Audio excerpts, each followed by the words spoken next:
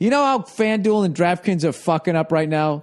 If they just admitted that they were gambling, the whole thing would go away. Other than that, there's no story. That stupid scandal where they're going, they had inside information and people at fucking DraftKings gambled through FanDuel and made hundreds of thousands of dollars. What inside information could you have? Did they pay off a referee? How do you get inside information? Are they talking to somebody there who plays in the league? Some quarterback for some team, they pay him off to win a couple $100,000. It doesn't make any, they didn't have any fucking inside information. There's no fucking way they did. They didn't. They just had the decency to not gamble within their own site. They went to another one and they fucking won. That's all. Right?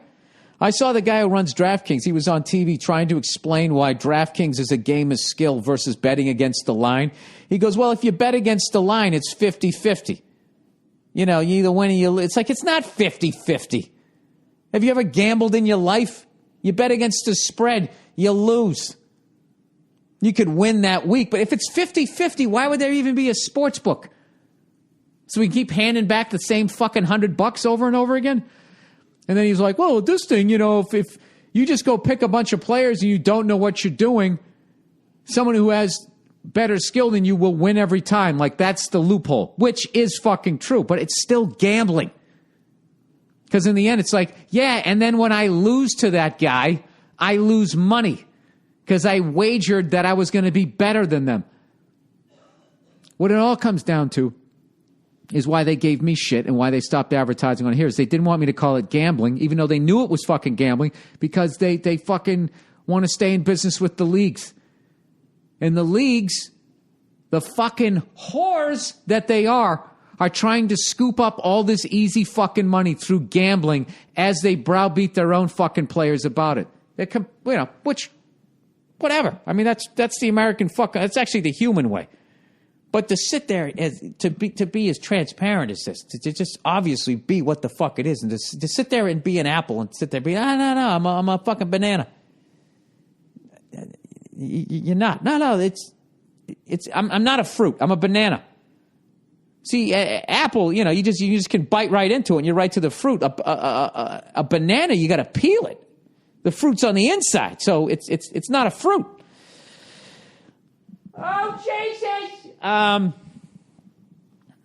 You know what I really think the biggest problem with FanDuel and DraftKings is that they're young people that all of us that came up with this thing, and now both those companies are worth $1 billion each. And I think they're so young and so came out of nowhere that they didn't know what palms to grease when you're in a national gambling site.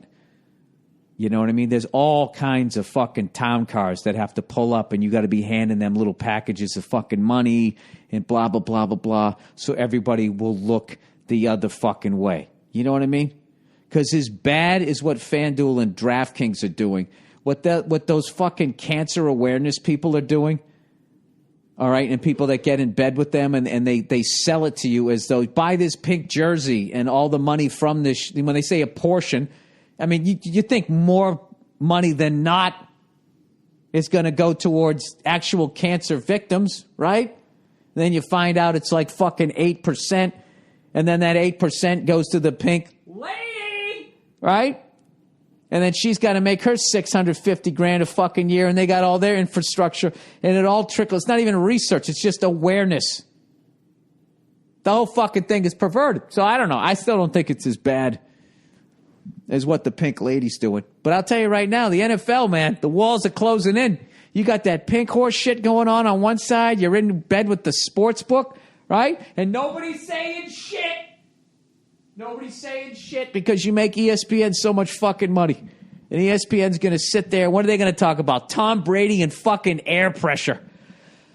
All right, I've beaten that to fucking death. Oh, Jesus Christ.